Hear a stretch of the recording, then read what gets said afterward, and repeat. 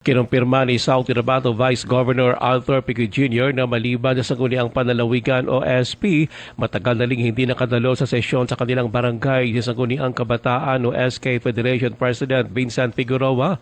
Ayon kay Pinggoy, bago gumawa ng kakulang hakbang, kailangan muna ng sangguniang panlalawigan na marinig ang panig ng DILG at SK Federation sa kaso ni Figueroa. Binigyan din ni Pinggoy na prioridad ng SP na ito ay masolusyonan. Paliwanag ni Pinggoy, nais din kasi na konseho na maging patas rin sa mga kabataan na sa ngayon ay walang kinatawan sa kanila.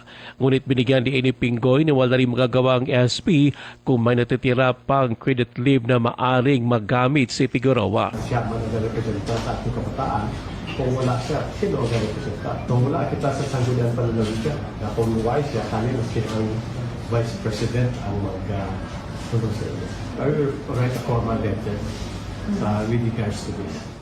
Matatandaan na si Figueroa ay hindi na nagpakita pa sa session hall nang ipaaresto ng korte dahil sa kasong estafa nitong Pebrero.